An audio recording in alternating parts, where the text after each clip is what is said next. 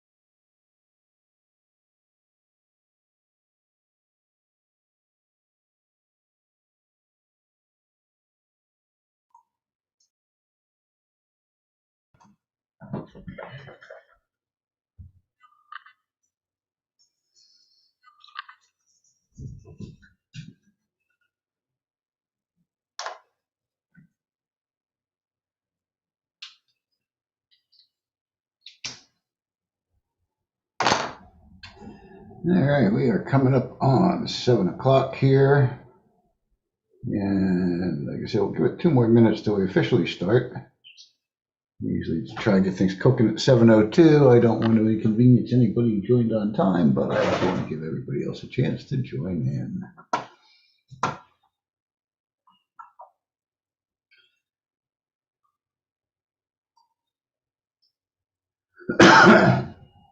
Excuse me. And I must admit, I have been trying to cut back on that last minute messaging of people saying, hey, we're on, like on private message. I'm changing up our announcements a little bit, trying to get at least a day or two before. I think I sent out on Wednesday, and then I blasted an email, a reminder out of it this afternoon. I'm hoping that works better. It allows me to hit a little bit bigger audience because we've got an email list of just shy of 800 people. I'm not sure if they're all in the state or not. My understanding is some of our list has grown because national, pushed down email addresses from the South Carolina area, if that sign up at national. All right, tick, tick, tick, tick, tick, tick. 701.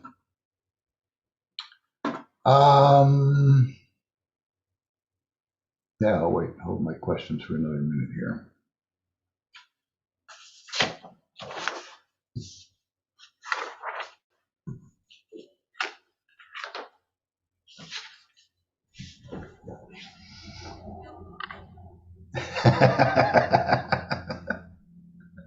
Thank you, Josh. I appreciate that. I say I have it right here. Matter of fact, I even had them laughing a little bit on a call with National because they liked the way we broke that up on the cards on the sign. It really is an attention getter. All right. Tick, tick, tick, tick. Close enough. 7:02. We just hit 7:02, so we might as well get started. My name is Scott Weldon. I'm the Executive Director of the South Carolina chapter of the National Organization for the Reform of Marijuana Laws, and this is the South Carolina NORML Cannabis Conversation.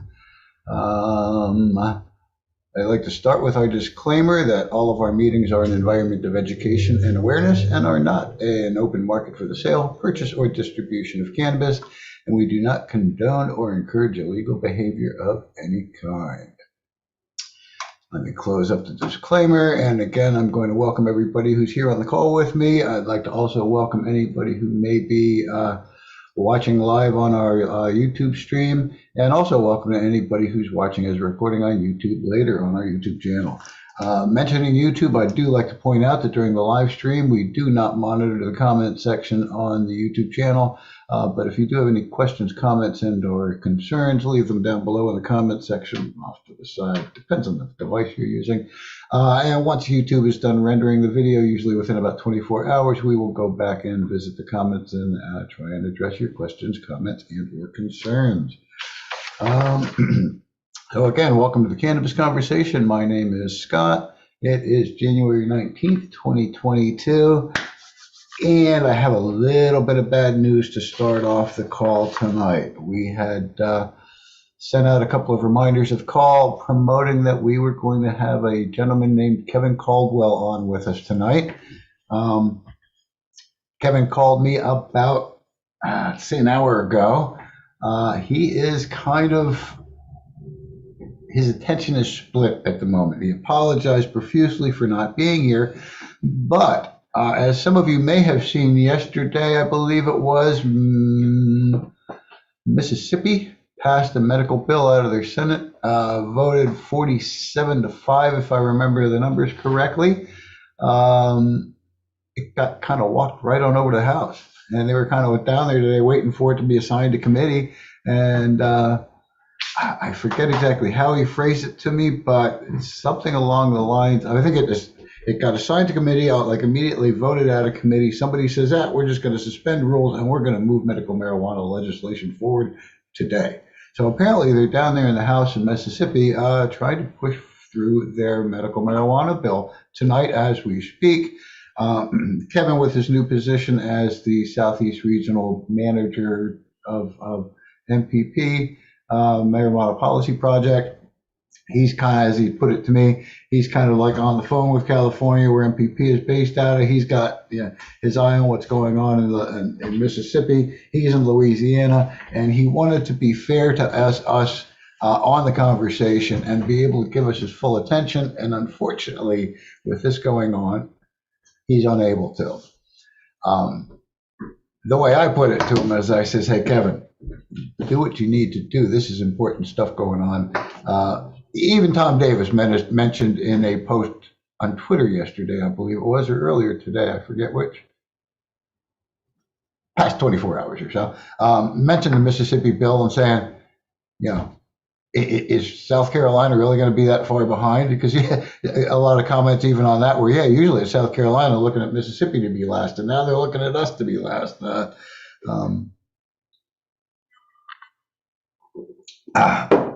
So anyway, that's kind of what's going on tonight.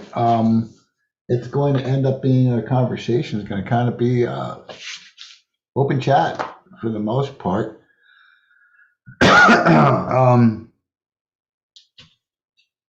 The topic for the most part with Kevin was going to be how Louisiana's been moving forward with their decriminalization, starting at, again, municipal levels and then moving forward. I believe Kevin's in the New Orleans area. I don't know that for certain now. And I've never been to New Orleans. I've been to Lafayette, Louisiana, a number of times for Mardi Gras, out in the middle of the bayous. It's kind of fun. Little cabins out in the swamp. We didn't really do any hunting per se, but did a lot of drinking. Did that. Anyhow, so again, with Kevin's position, as a Southeast Regional Manager, he's keeping his eye on what's going on hot and heavy in Mississippi tonight. I did pull up one of his articles. Let me pull this up real quick. Drop the link in here.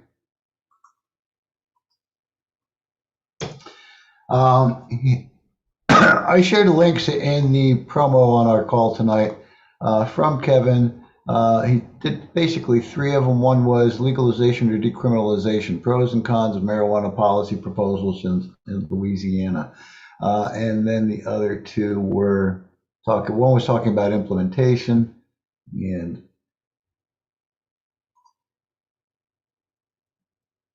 actually, that's the one I wanted to look for. A case for statewide decriminalization of cannabis in Louisiana. I'm looking at the wrong one right now. But let me share this link with you instead. Forget the last one that I just shared.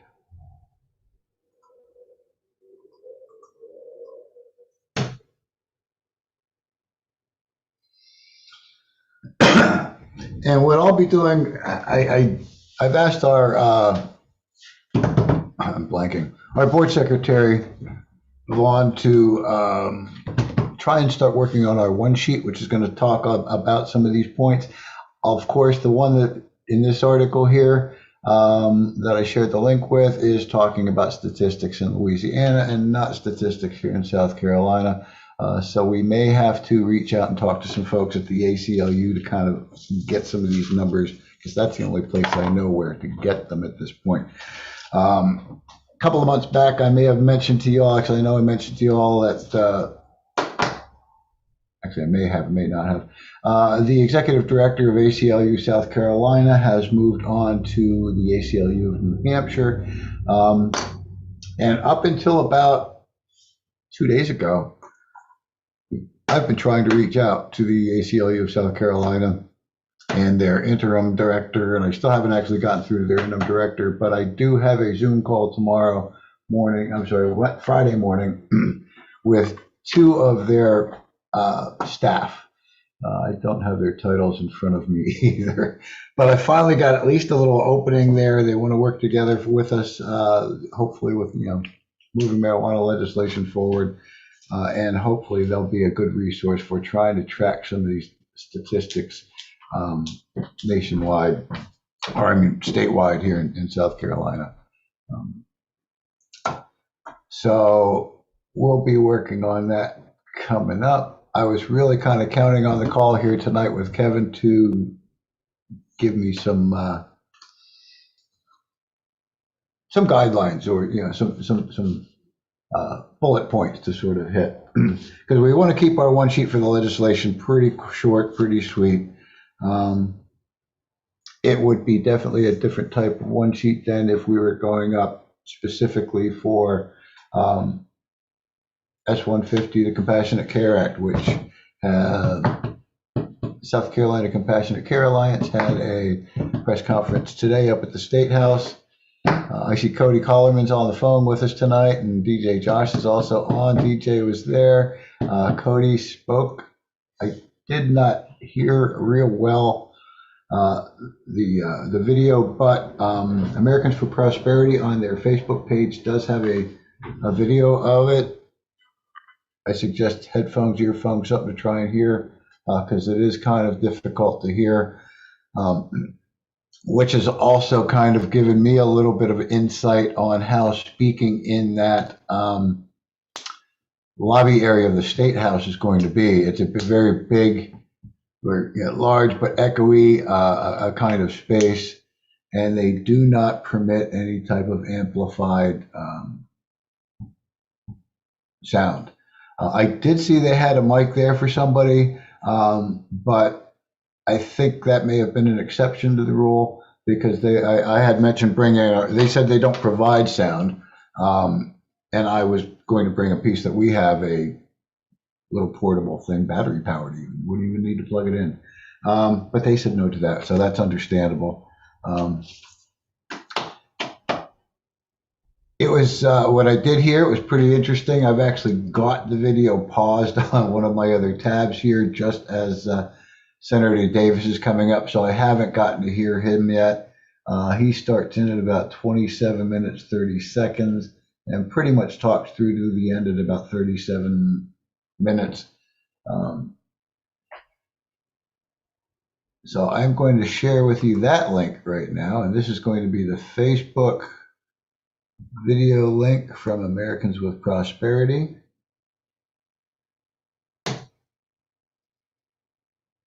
Okay, Josh says he believes the mic may have been for ETV.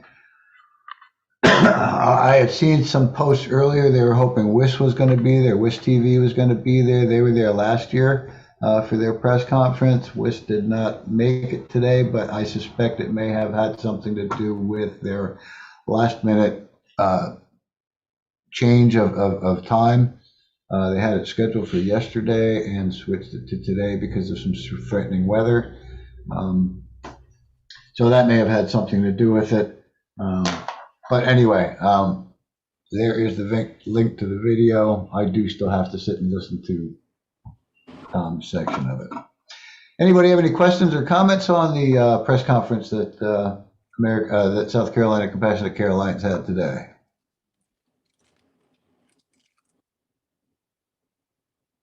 No, it was fun. I'm tired.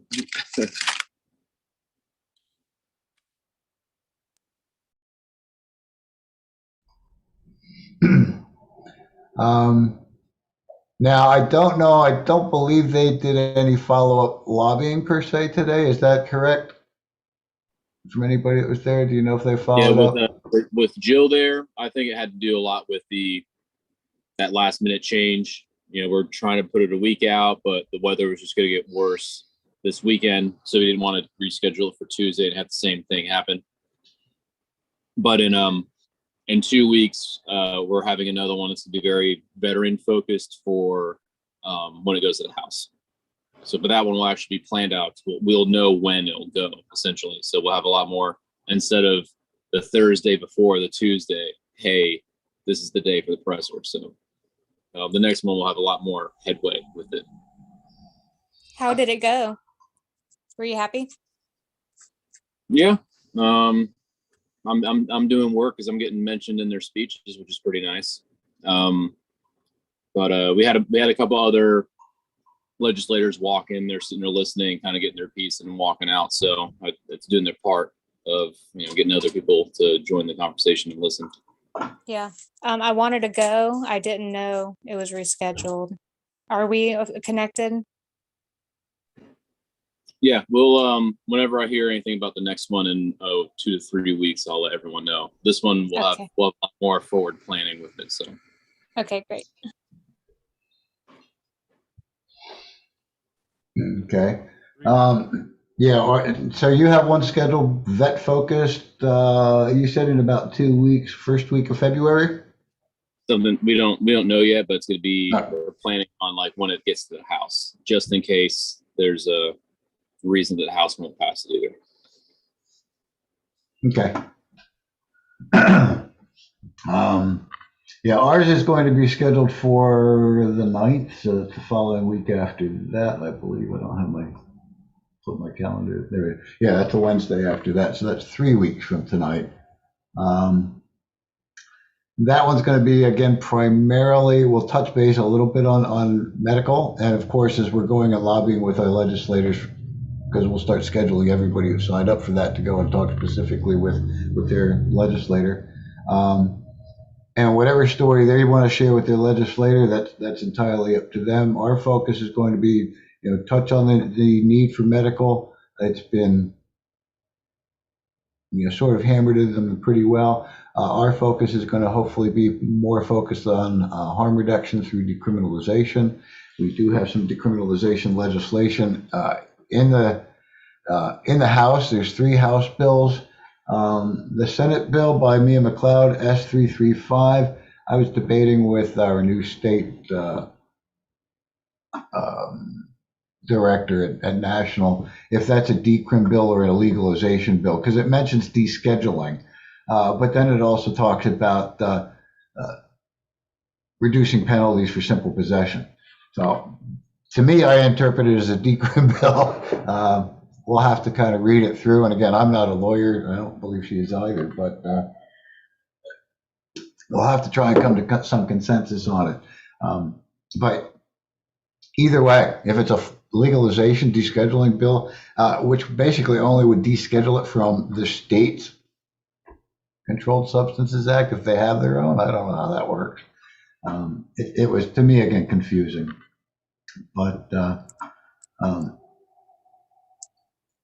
let me just kind of real quick peek in some of the chat here. Scott, how did Soda City go? How was the response from people? It was mixed, I would say. Of course, I want everybody to go, oh, NORML's here, let's all run on over. And there was a lot, well, mind you, the signs were a hit. You could see them coming. You could see them mouthing it. And then they start laughing, and we pick on. So we had really good response. We had people stopping. We had a good number of people stopping.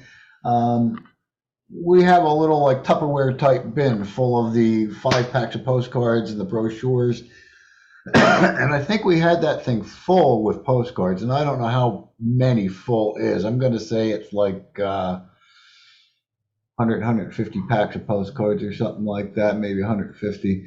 And we must have given out at least 100 packs of postcards, and we gave out a brochure and one of the lobby day cards with each one of those. We had some good conversations. Weather was cold, and I think the only downside for me is there was like some guy playing music or some person playing music right across from us, and it was a little loud to be talking to people. But otherwise, the music was fun. I enjoyed it. And if you saw any of the videos I kind of shared, people had puppy dogs out, and I love seeing, asking, hey, can I pet your puppy dog and stuff like that. So, Awesome. a lot of good response. I'm out there hollering free marijuana information. And I love it. yeah, well, and people would even respond to it too, like, he said it just the way it's on the side. Love it, love it. That kind of stuff. Are you doing it again soon? Don't have anything scheduled soon. I'm going to sort of, well, there's a lot on our plate as far as for now, is trying to get our lobby day scheduled up and get that arranged. So I just don't have the time frame for it. I think we did okay, but I try to make more than we spend on these events, and it cost us like $65 to be there just for the main fee. Yeah, they nickel and dime you. And then there were some other additional expenses, just travel and stuff like that to get up and all the stuff. And I did get some extra supplies to sort of be the core vendor booth stuff that a Columbia chapter will need. So Josh has a little Tupperware box with whatever was left of the postcards. I'll have to get him some more and stuff like that. A fair number of brochures. And that's usually what the booth starts with, to be quite honest. Our first ever booth was not a booth. It was a little 4-foot table. Oh, I left him the banner for the table because there's a little banner for the table. And our information racks. We have these two large, I call them large, these two mesh kind of folding media racks that we can put normal fact sheets in. So I left those up there. So basically what you do is set up a table, throw some brochures and cards on top of it, set up the info rack. Josh mentioned he's got a table and a canopy, so we brought the other set back. But I'm not sure, and I'm going to kind of leave that. I'll be talking with Josh, and I'm sure in the near future, on something else up there. I don't know about Soda City again next time, and I think that's what we wanted to talk about. Well, I think since you paid all those fees or to sign up, I think you can just show up now. It's per time. I think it's going to cost us $65 per time. We don't have to pay any annual thing, and as a nonprofit, we're limited to just one time a month. Oh yeah, that's right. And so my thought would be, if Columbia wanted to do something like that in April and set up Soda City, what's 420 fall? It's wrong calendar. April. It's midweek. It's on a Wednesday, so you could set up on a 16th or the 23rd and sort of draw some attention at that point. Or it might be better though for Columbia to see if there's some sort of venue that they could just set up a little table booth on 420, because there's usually some pretty good clubs and pubs that would draw a good crowd. Problem with pubs and clubs, they are allowed. It's hard to really talk to people. It's really hard to say, hey, this is the Freedom Card. It protects your rights under the Constitution. So We'll just have to throw our own party. Could do that as well. Yeah.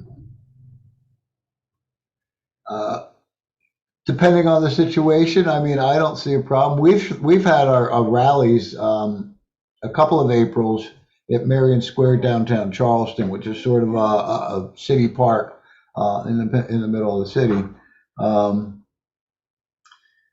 We did have to jump through a couple of hoops with permitting and stuff like that, and there were, of course, some fees with the permits, but they weren't that bad.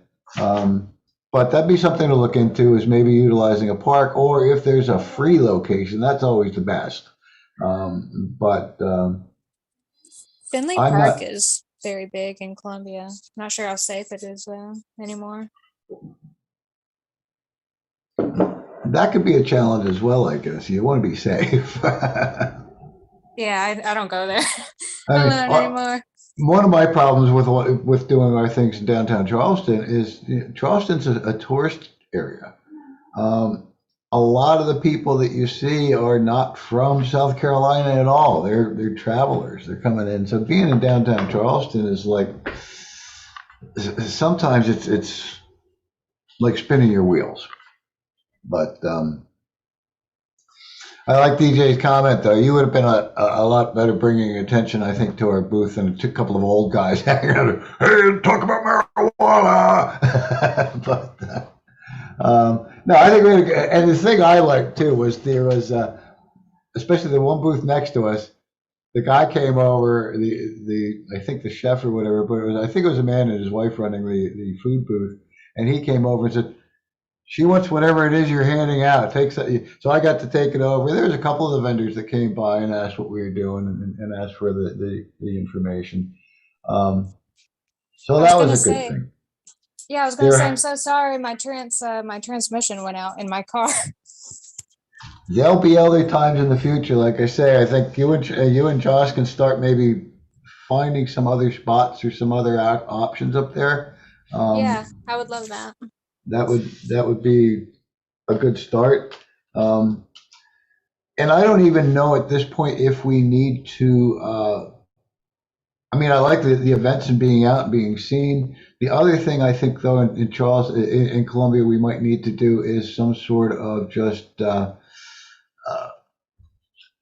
some sort of like meeting at a restaurant bar to talk about, utilizing and organizing a chapter up there.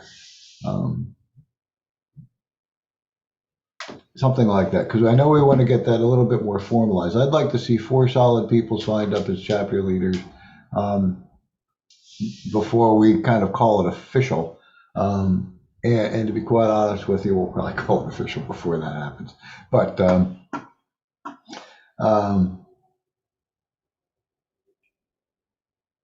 those are the kind of things I'm hoping to do. The challenge really has been, I used to get out a lot more before the pandemic, and we haven't been out in Charleston except for the Blue Jam back at the kickoff, back in November.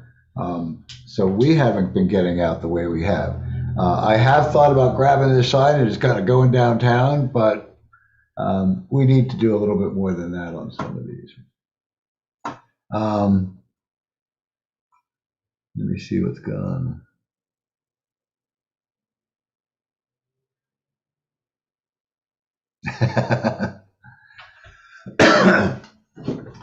Yeah, there was I think the thing I liked about it most was, like, a lot of people I was talking to that day, handing them the postcards, and I'm trying to explain, follow these little directions on the sticker here. You will have to go to the post office and get some stamps.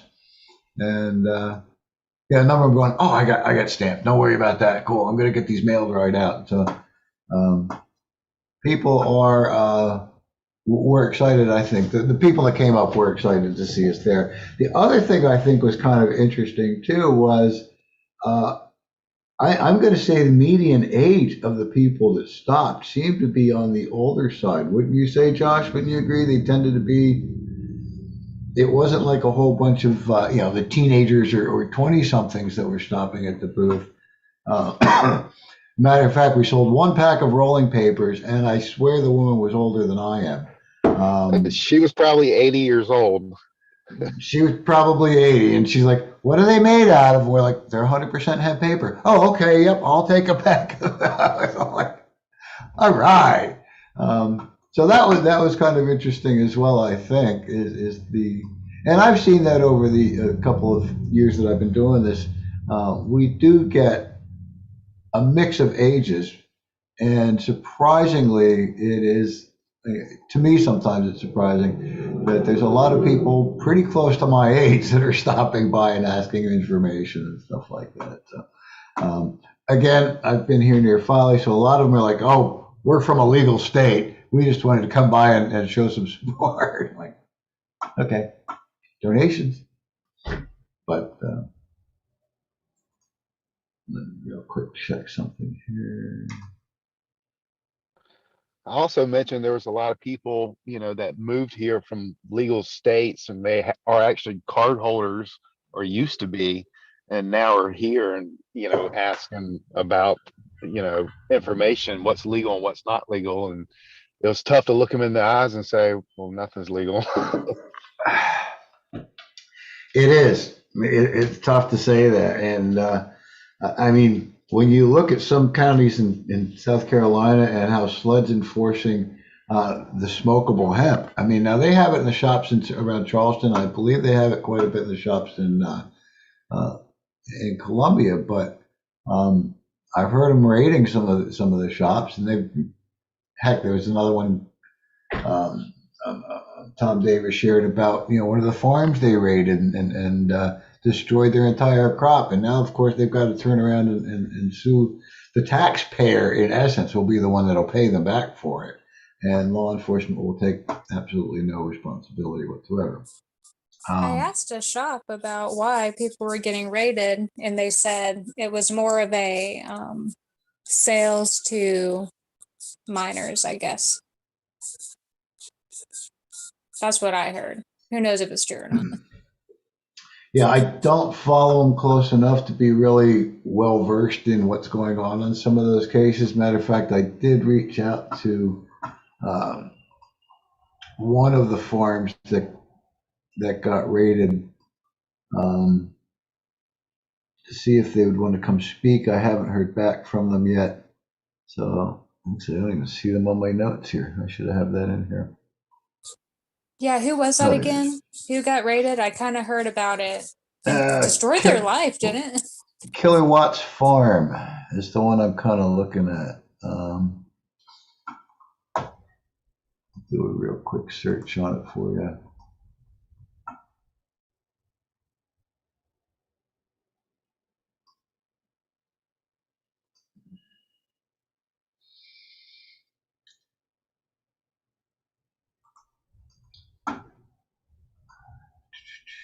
It looks like they are still in business, because that's where I sent my email to, is through their website, kilowattsfarm.com.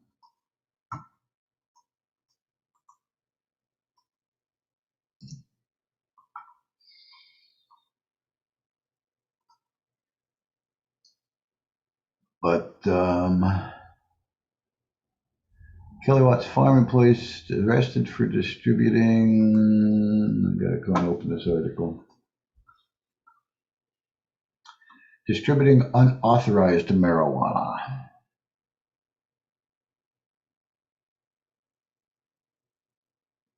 Total of 5 felony warrants in regards to a hemp farm. Yeah, I'll share this article about it.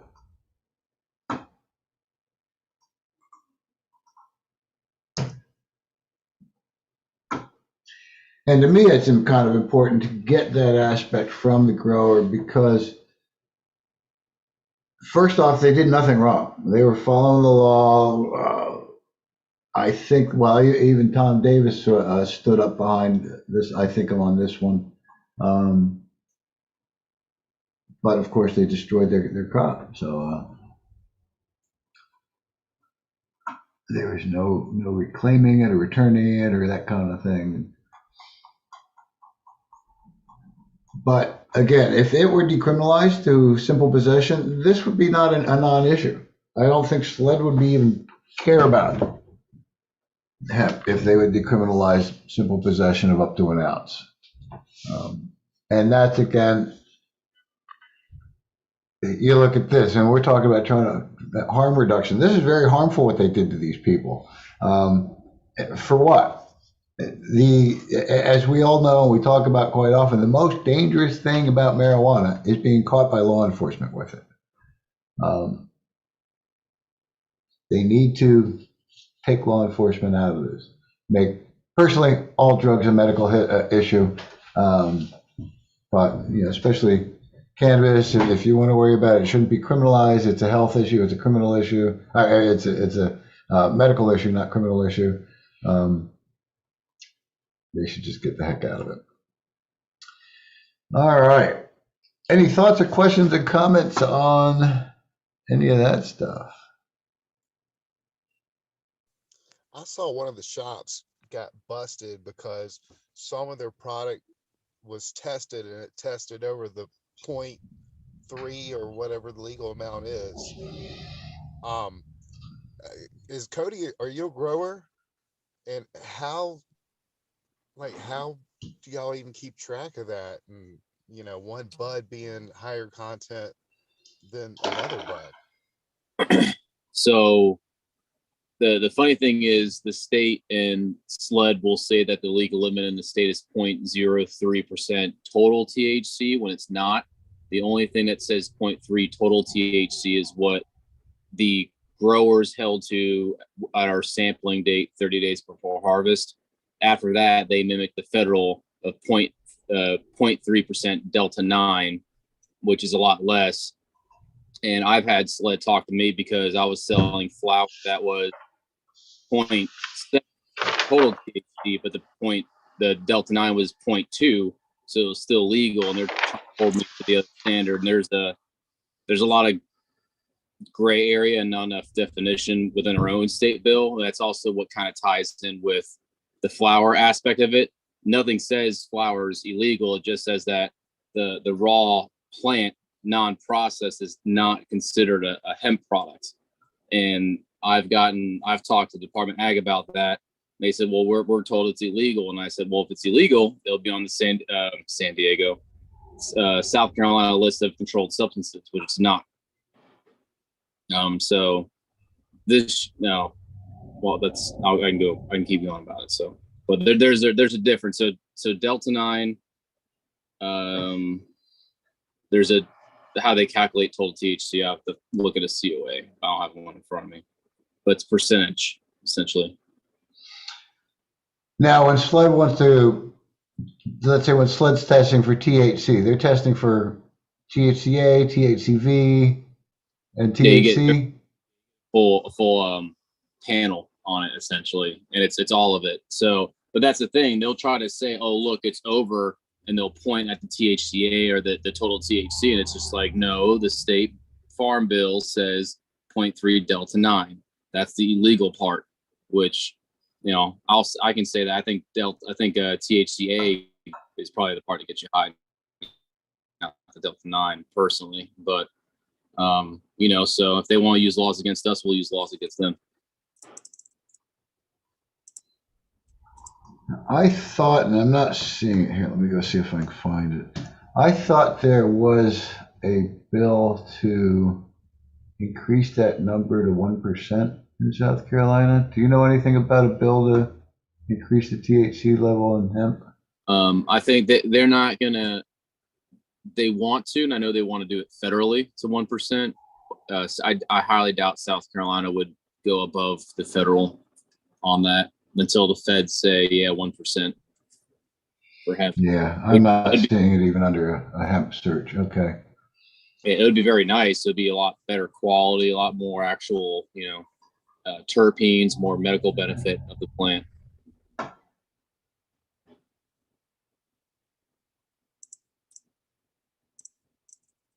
Yeah, okay, that doesn't talk about percentages.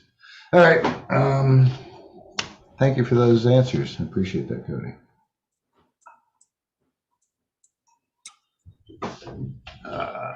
I don't really have a whole lot other to talk about tonight offhand, do I? We do know that they're going to be debating S-150, the Compassionate Care Act, this coming week. And that's again why they were up there today with their press conference, trying to kind of get ahead of that. Let's see if I can find this one. Who shared that with me?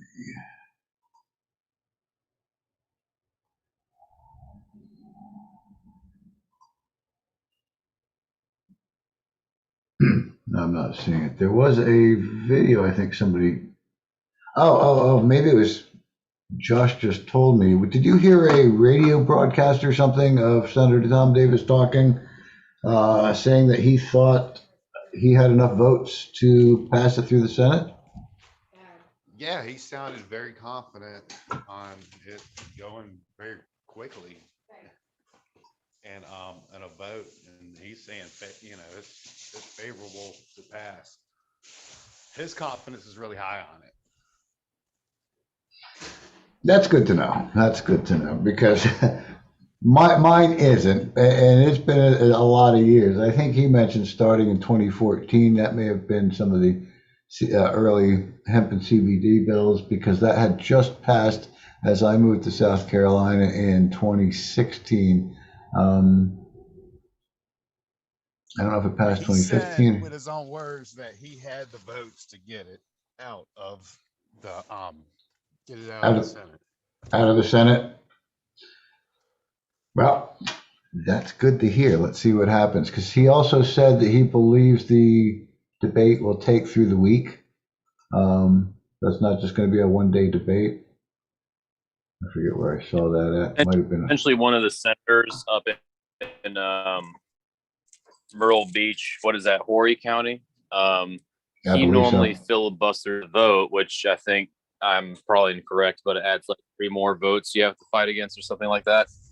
He gave Senator Davis's word that he wouldn't filibuster it, mainly if we, because we were going to go up to his district and kind of have a thing and talk at the, I guess you could say county courthouses and stuff like that. And he said, if you stay out of my county, I won't filibuster it. And that was kind of where the agreement started out of. Interesting. So I mean, that must be the senator that blocked it last year. Yeah, or one of them, I think. Okay. Yeah, because they were from that area. Well, He also said he will block any bill that comes after this until he gets his bill passed. So if we know anyone,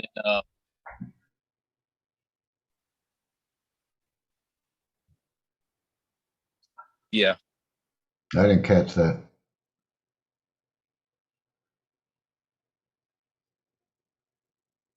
Yeah, we didn't get it either, Cody. I was just agreeing with you.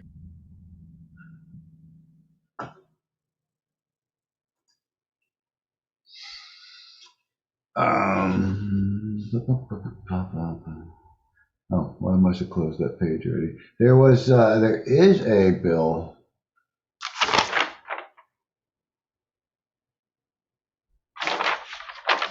Hemp odor bill.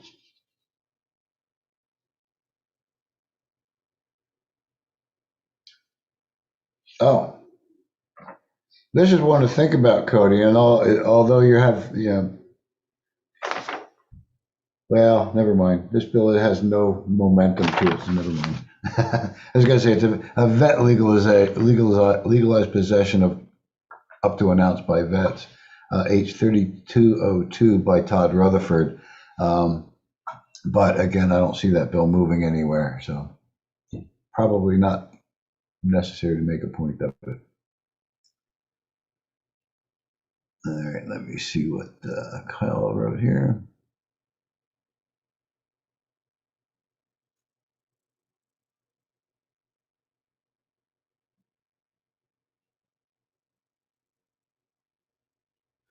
Well, And Tom Davis has mentioned this straight off. The reason that he had taken smokable flower, smokable medical marijuana out of the bill and the sale of smokable flower was to appease SLED. SLED can't tell the difference, and so they want to be able to arrest people. And so they drew the line at combustion of the flower. Although Tom Davis has already been very clear about it, that he understands that smoking cannabis has greater efficacy, especially for vets with PTSD.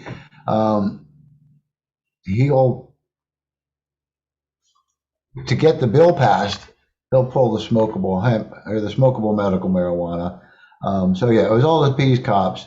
And that's been done in a number of states across the nation as it's moved forward. I believe, I don't know any other specifics. I think Pennsylvania started that way. I think they finally have flower, but I can't say that for sure.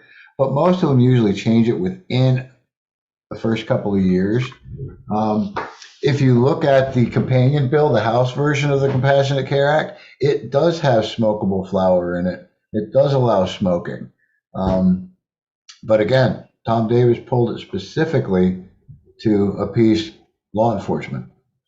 And that's all, not to, fully aware that it's beneficial. He'll, deny that benefit to citizens to appease law enforcement.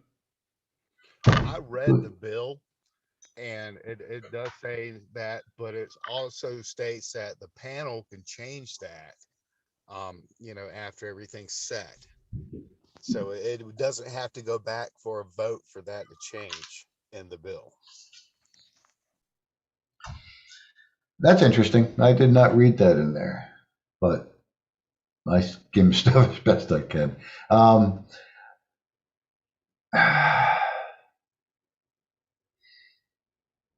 mean, it doesn't say that. It's not defined, but it's left open in the bill that the panel can control how it's dispensed and how it's how people use the product.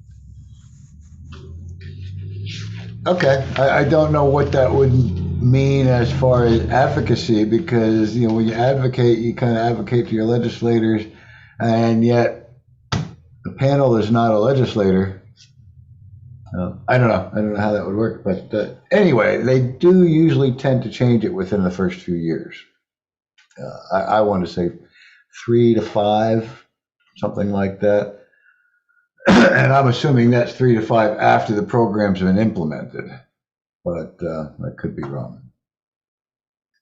But yeah, everybody's got it right here: to make SLED happy, to appease the cop gods. Oh yes, our all-powerful tax burden. Although I must admit, I know here in many areas in South Carolina, compared to some of the pay scales that they get in some of the larger cities in the nation and things like that. Charleston, law enforcement budget is about 22% of the city budget. I think LA, it's like 44% of the city's budget. So there's that. And there is a site on the internet where you can go and look up like what every government employee makes in the state. And I think Chief Keel makes $90,000 a year. That's probably his base salary. I don't think you'd have to FOIA request his full salary and benefits and overtime, whatever, I would assume. But I think anything 50,000 and above is like listed out on the internet for everybody to see. And like I say, law enforcement in Charleston, the average government employee in Charleston earns around $25 an hour. I think that's a median rate or something like that. And the average or median rate on law enforcement is $35 an hour. Significantly, again, lower than some large metropolitan areas.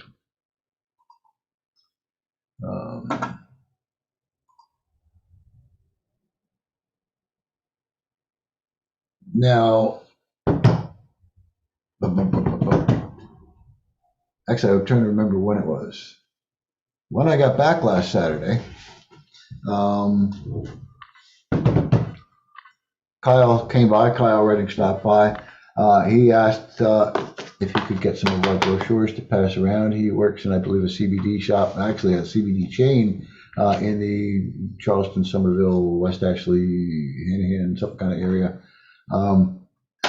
And he wanted to help support our cause and kind of get the word out and see if there's something we had handy that we could just hand out.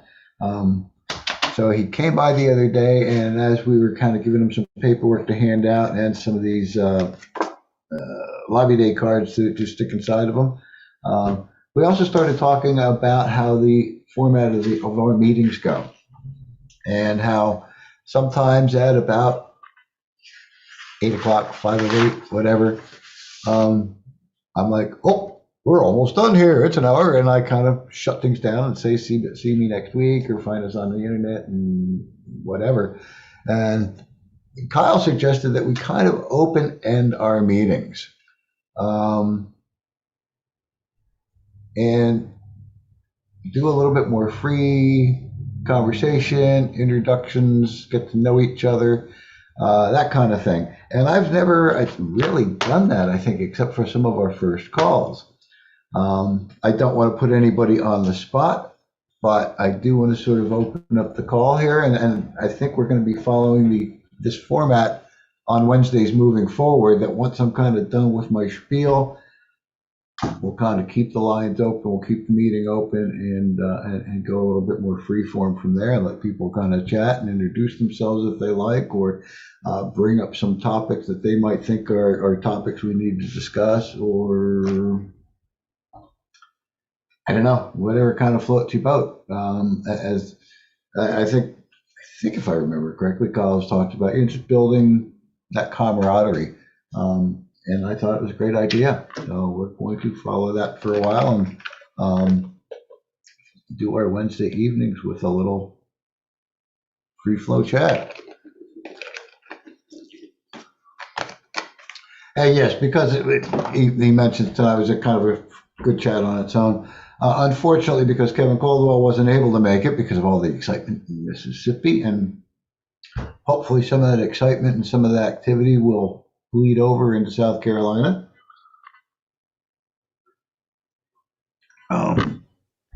So he's kind of given us the opportunity to chat up a little bit more. Let me kind of read what else you wrote here. Cody, I would love to come tour your farm if that's possible.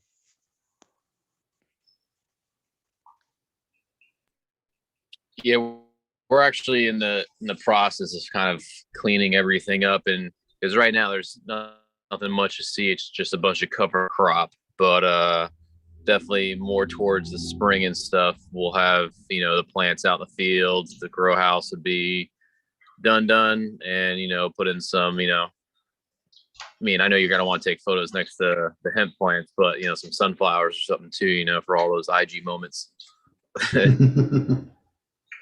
Well, I have opportunities to do that, but I choose not to post stuff like that. You got to Yeah, have those IG moments. It'd be great. Maybe have some sort of gathering, a little picnic and tour of the farm or something like that. And when the weather's nice, that'd be fun. Yeah, I do have a something quick around question. up.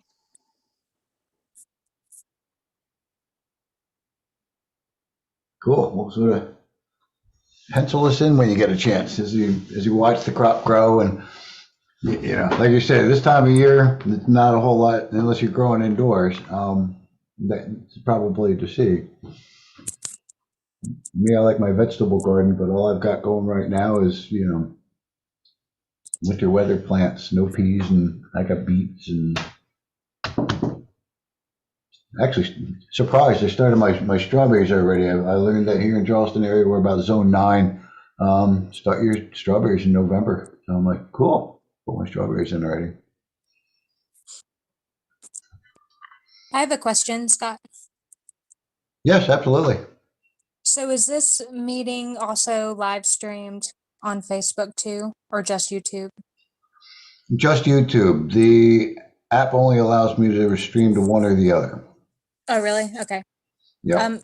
Up in Boston, they would always stream on Facebook, and so everyone could share into their different groups and onto their feed and all that stuff.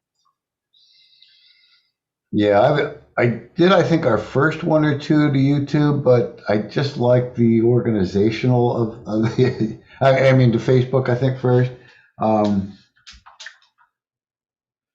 And I understand there is a third party app that could make it possible to stream to both at the same time.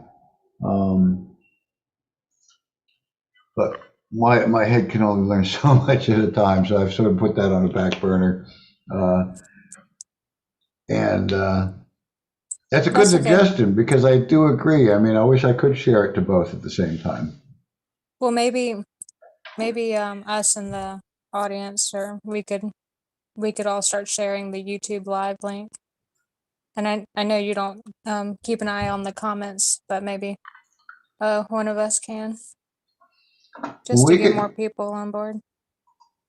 yeah, because I know I'd love to build up our YouTube channel. We've got like 73 subscribers. It's not a big number, but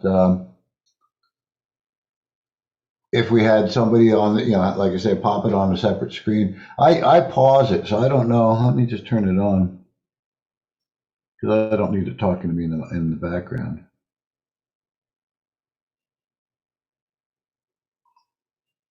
Actually, I'll just mute it. But yeah, I think that'd be the best for now. If you wouldn't mind just kind of sharing the channel, sharing the live stream.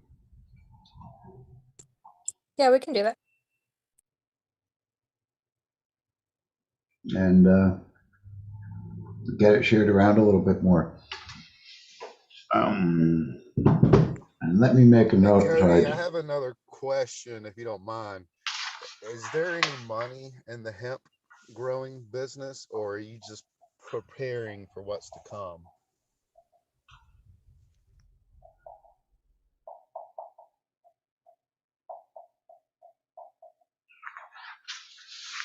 Is he still with us?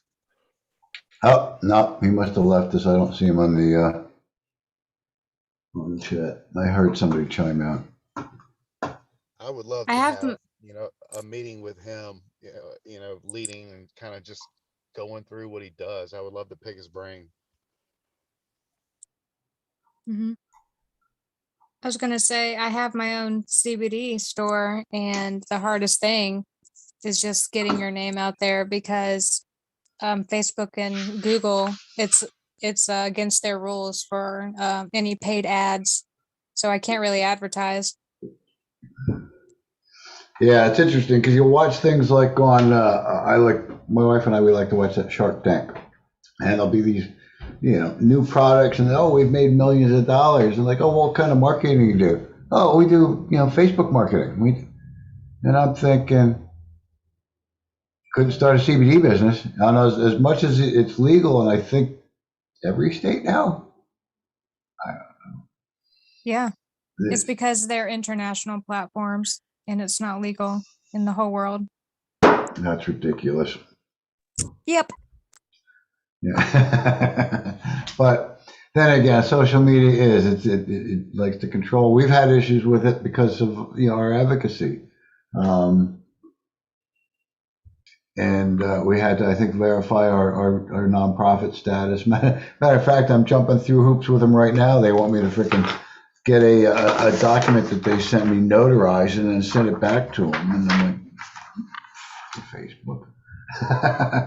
I don't even use them for advertising. But if we did want to pay for one of our events to be promoted, I have to jump through these hoops. We used to do some advertising with us, but a lot of with them for certain events, and they'd shut us down all the time because, whether it's membership or something like that, there might be a pot leaf in the picture where we might mention marijuana. It's like, we're not doing anything illegal. Why do you keep shutting us down? Marijuana. Huh? Information. Free Free marijuana. marijuana information. Yep. It's been interesting over the past few years with Facebook. They're a pain in the ass sometimes.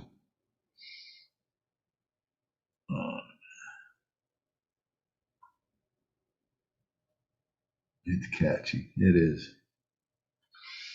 I just made myself a note to look into that live stream to Facebook at the same time, because that's something maybe we can start picking up. We've been Maybe doing these StreamYard or something. StreamYard. Yeah, okay, I'll try that one too. I'll take a look.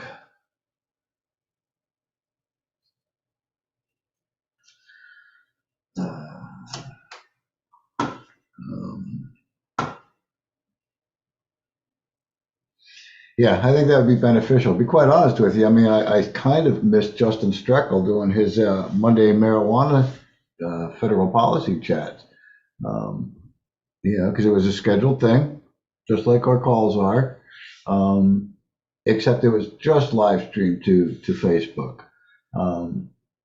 Where again, if we would live stream to both, and I agree with you, even with the live streaming, not so much to YouTube as to social media, but not with our small subscription base.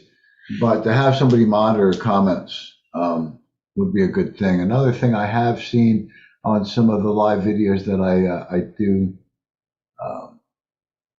I've sometimes watched from NORML, is they've got a sort of battle with the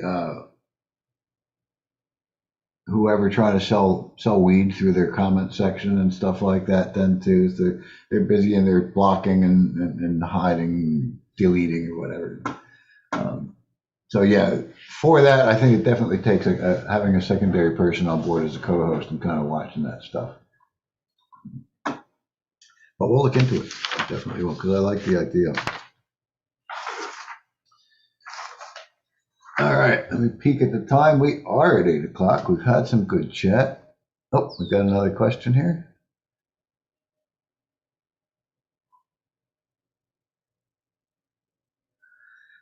Usually it's not their home address as much as their home office address. So you have your state house address and then their home county or wherever it might be.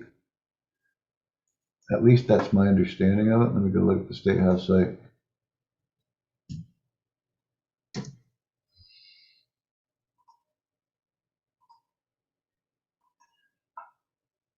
Let's see what Sandy Sen has to say here.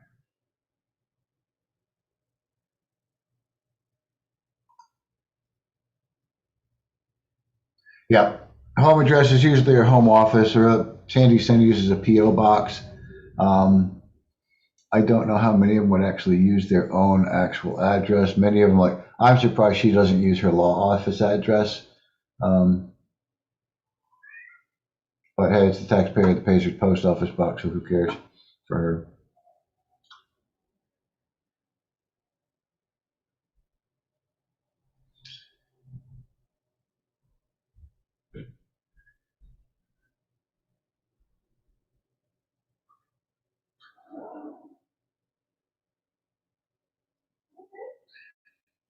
Now you say you're driving by these places on your way to work. Are you driving actually by their homes? Or are you driving down business area?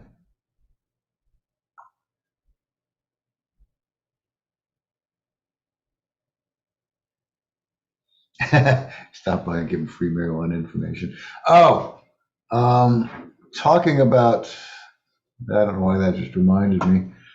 We had been sharing a candidate questionnaire from NORML National up until the end of the year, and they were supposed to be going to Justin Streckel. And now that Justin's not there, there's nobody for these things to go to. And actually, I brought it up to National going, hey, can we get these things updated? And they went, oh, we've got to take those down. They're no good anymore. They took them down. And they said, you want a candidate questionnaire?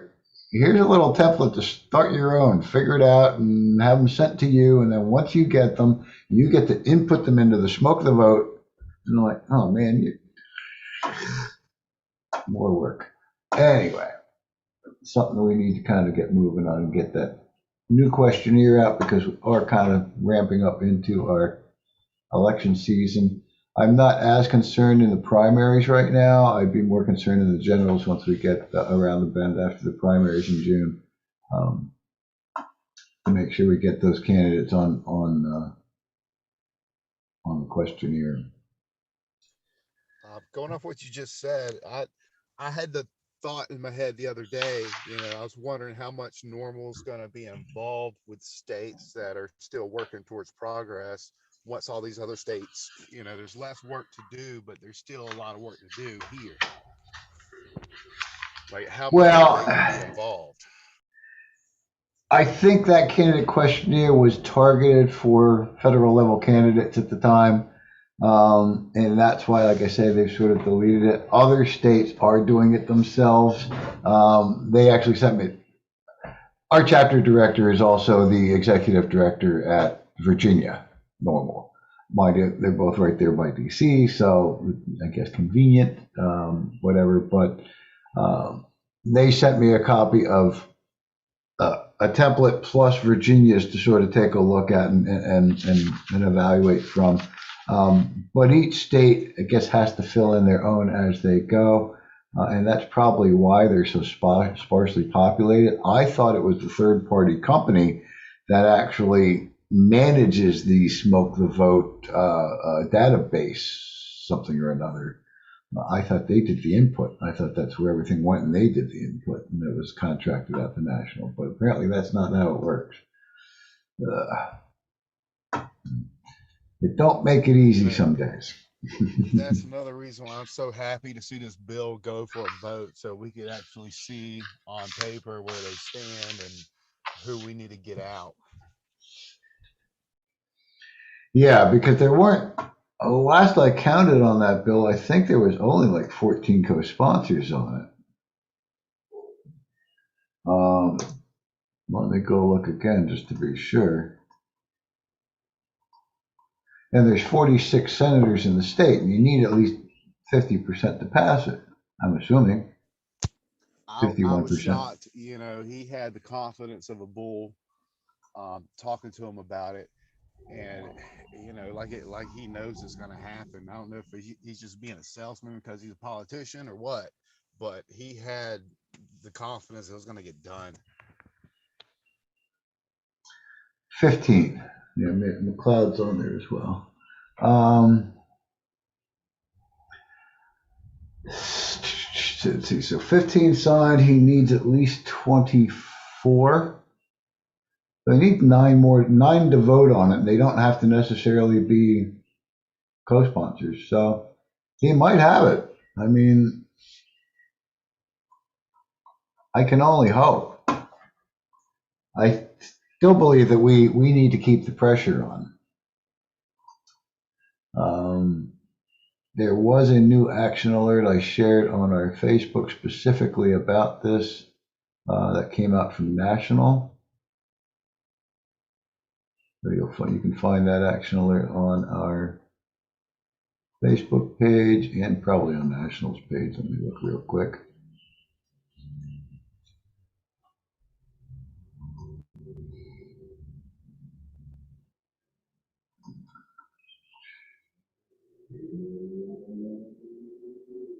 State medical.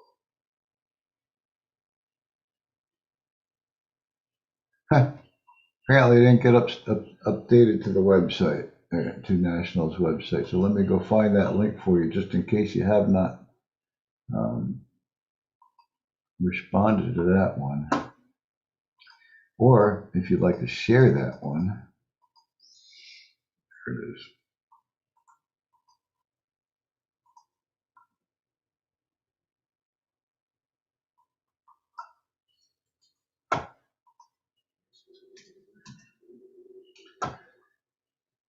So this one talks about the update. She mistyped something in there, has HB 150 at the update, but then the link is correct when below where it says S150. So that is an action alert to go on out and your legislators. This will go to all senators. And even here, we have a quote from David saying, "We're going to get this bill passed," in quotes. He said at a press conference this week. And if there are some up on the Senate floor that are still in this reefer madness drug war mentality and block and stand in the way of this bill, I will exercise my rights as senator to respond in kind to every single other bill on this calendar. So, yep, he's threatening to vote against every other bill on the calendar if they vote against his, if his does not pass. And the other thing in the State House too is, and I closed it again, the statewide referendum opinion thing that they want to put on the bill if this does not pass. Let me go find that one again for you.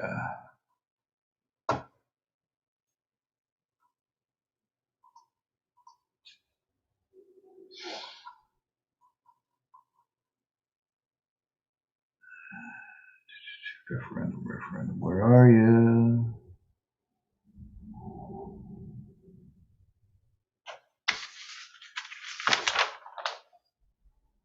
S268, where's S268? There it is. S268. I'll share this one with you real quick. This is another one.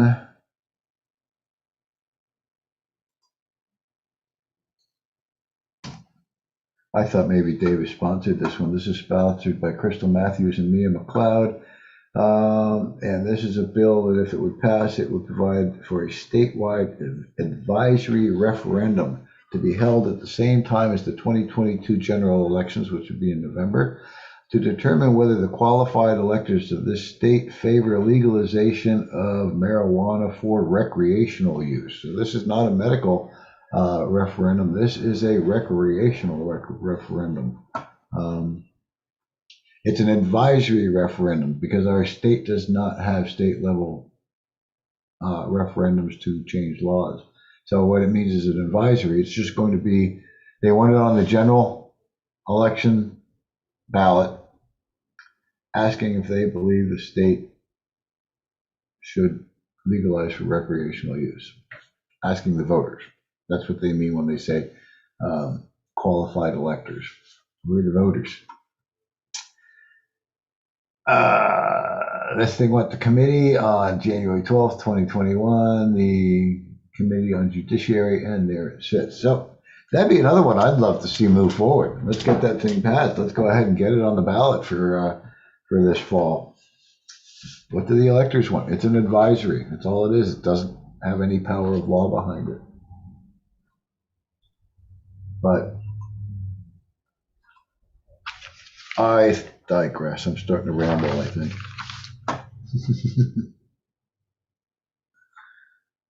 What's this one here? Okay.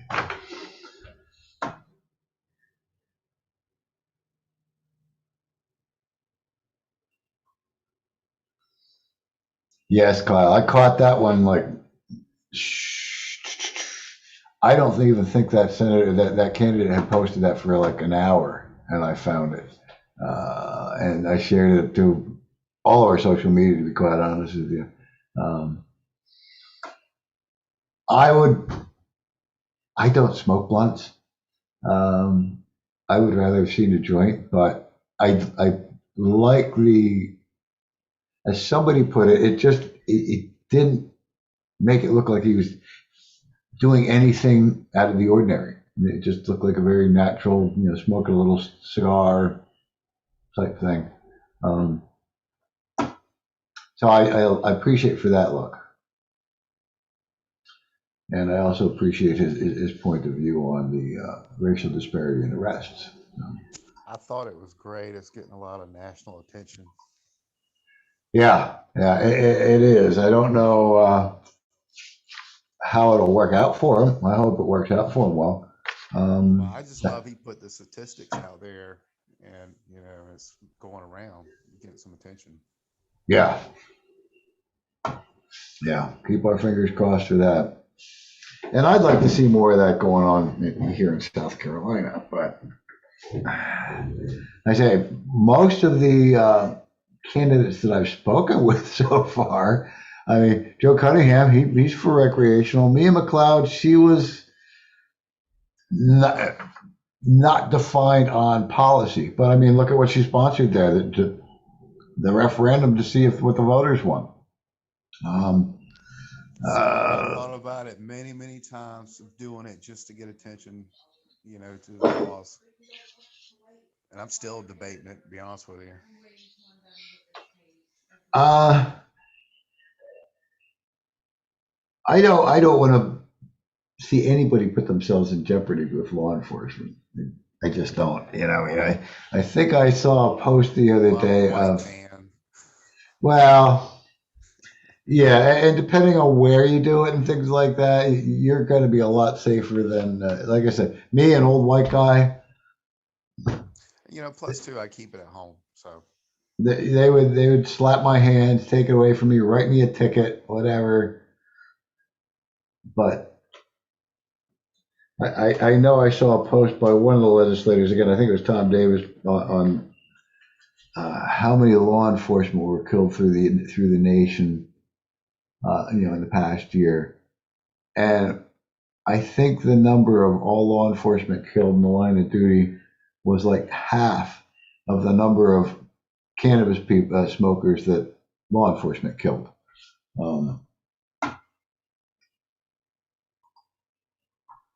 Yeah, it's a dangerous world out there. It shouldn't be for just having marijuana. All right, guys. I don't know where we at here. An ex-friend of mine lit up on the steps of Washington, D.C. and they didn't arrest him. That's cool. I have never been to a legal state. I moved out of Pennsylvania before they legalized their medical. I've never traveled to a legal state, so I don't know what it's like. I mean, I think that would be great to, even in a decriminalized state, be able to light up on the street. Geez, they're pretty much going to ignore you. They might slap your patties, but they have shops in DC. I thought the big issue in DC was distribution.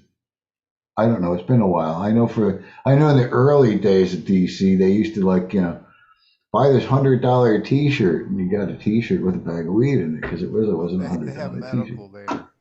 Oh, they do have medical there. Okay. Yeah, I guess lose track sometimes. Yeah, that would be really fun. I'd love to walk into a shop. I mean, talk about a kid in a candy store. I don't think I'd know how to behave. I'd never want to leave. And they drag me out and be like on the floor kicking and screaming, "Don't make me leave. I don't want to go."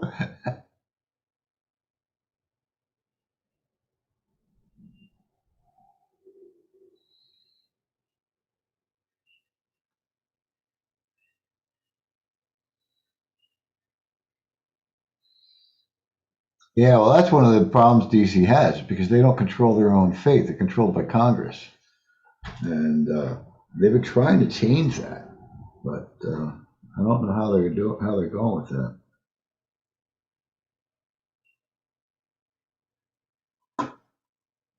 that. Squares, man. I haven't heard that phrase used from somebody in a while. I like that. And you got to admit, though, it's an unconstitutional law, and it's our duty to stand up against unconstitutional laws, right? I just wish that the people that swore an oath to the Constitution, the law enforcement officers, would also honor the Constitution and not enforce unconstitutional laws. But,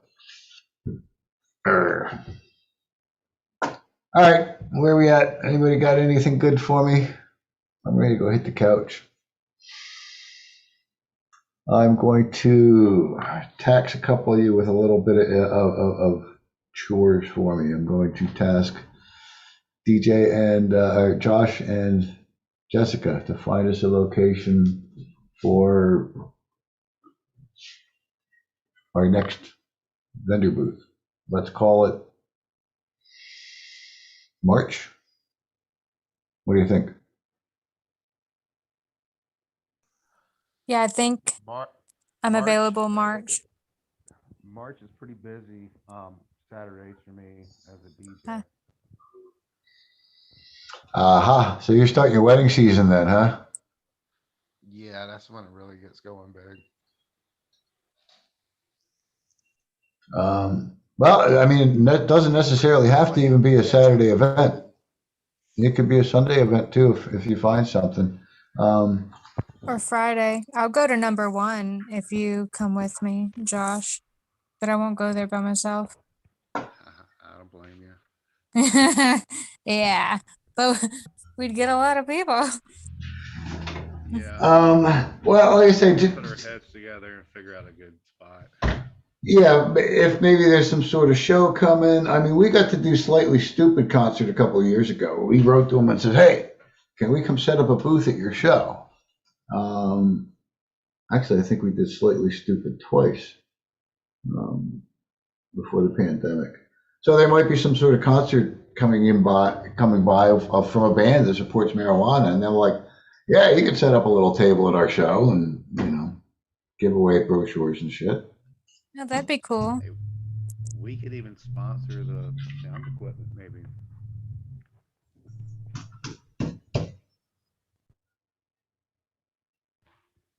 Of course, I'd volunteer my time. Mm-hmm. I don't know what sponsoring sound equipment would mean, but I mean, I would set up everything they would need to come and do. Oh, okay. Sponsor, like we wanted to throw a festival or something bigger at the park. Okay. Yeah. I mean, that's a thought too. I was thinking more of like a pre-production, national tour type of thing. But the other thing, and there's usually a lot of local musicians that would be willing to come and donate their time and their effort for like a little, what's the word I'm looking for? Event, depending on where you could hold it or have it, and set up a little stage and set up some sound and. Veterans are big too on it, so I think getting involved with some of their things that they do, if they will allow us, would be a good spot.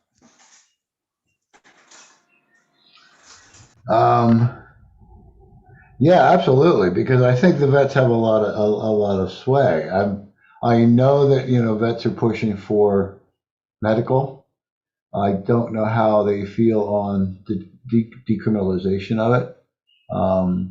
I mean, I know how Michael Harvey feels about it, and hopefully he's going to be able to talk at our press conference about his position on being found at being have cannabis CBD, but cannabis in the system, and the consequences that he's kind of had to go through.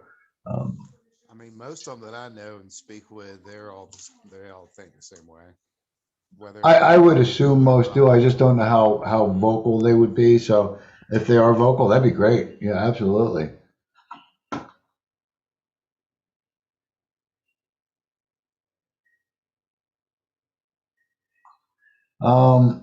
Yeah, I'm thinking I've started just itching in the back of my head today about doing a 420 event. My guess is I would do it here in Charleston just because it's more convenient for me to put on an event here or near here. Somerville might not be too far, that kind of stuff. But we get a lot of support in Orangeburg too.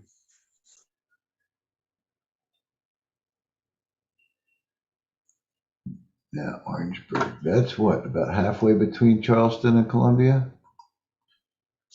It is. Okay. I'm still learning more some of this. Yeah, well, we probably draw some folks in from that area. Yeah, just started itching on the back of my mind earlier today, thinking about April. like I said a number of times on the call, I am thrilled that we got a treasurer on board. We've already got our filings kind of underway. They'll probably be filed early February and all that kind of stuff. We've already done a little bit of looking into, because we've never filed anything for sales tax exemption or not, and I wasn't sure if we needed it or not. And so I've been sort of skipping by without it, hoping nobody gave me any grief. Well, thankfully he found out we really don't, as a nonprofit, have to file for a sales tax exemption. But it's one of those things I want to know, because you don't want to piss off the IRS or the Secretary of State's office here in South Carolina. So that has freed up my mind to do these other things that we've got going. I mean, just I would have never set up a booth in Columbia if I was worried about taxes and stuff like that. It's freed up my mind to be able to think about stuff like that. Think about our lobby day. This is our first lobby day that we've ever had in the 5 years that we've been running a chapter of NORML here in the state, Low Country NORML, for the first 4 years, and last year as South Carolina. And even was it last year? No, probably not. Even the last 420 event we did was like a real last minute thing. I think I threw it together the week before, went to local brew pub, and we had some free T-shirts and stickers and shit we gave out through the evening. Did you Because I didn't want to. Folly Gras? Folly Gras? They've Yeah, or what was the big event they had down there that I saw on YouTube? that was probably Folly Gras. That was probably Folly Gras. They stopped doing Folly Gras because of all that.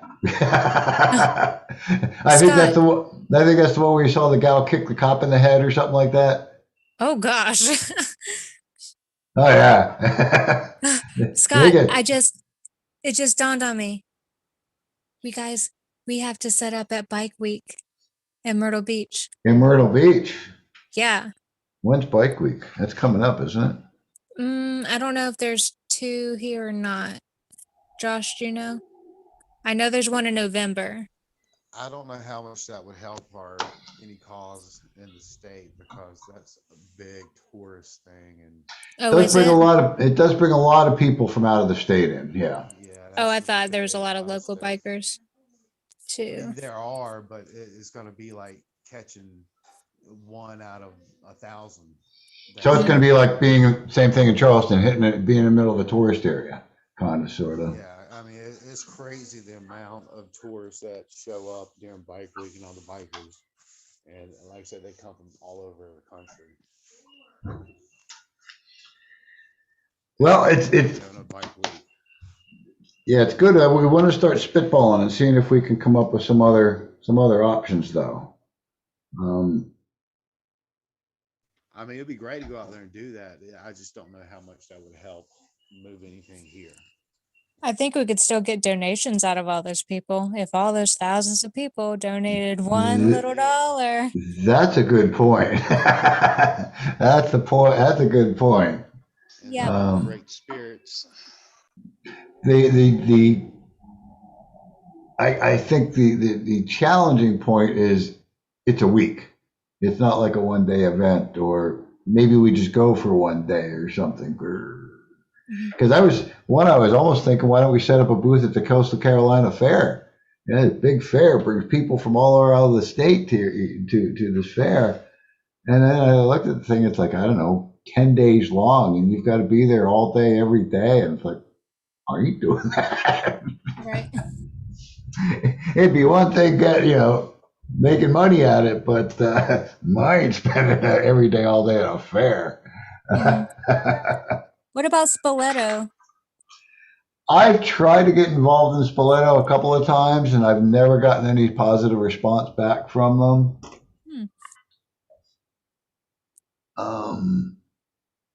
There's a couple of things like that I think I've tried. I know Seaweed brings in people from all over as well.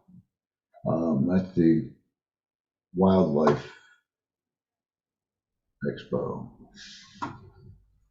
So that brings people from all over the country, I think, to that one. But Spoleto, that's more of a arts and music type event. Yeah, they're the classier smokers there. Right. The artists. Let's see here. I bet you the art bar will let us do something downtown. Columbia. Oh yeah, I forgot about them. I'm sure they would. Let's see what I can find. Yeah, I've been curious about Spoleto a couple of times in the past. Festival venues, how to buy ticket tag.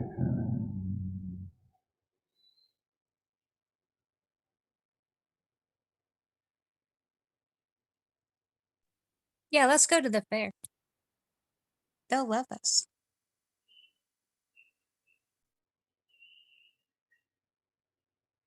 Anyway, yeah, we'll have to do some more searching because we've got to find some spots. I mean, sometimes, and I've done this a lot before the pandemic, is I just set up the booth on the side of the road. There was luckily there's a place right along Folly Road that I think 2 or 3 other vendors set up.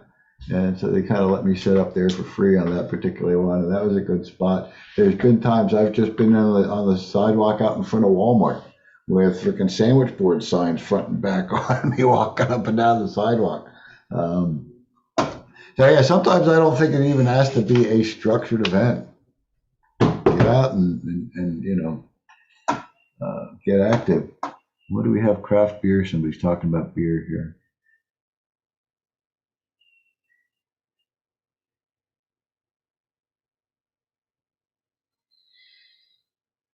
That could be interesting.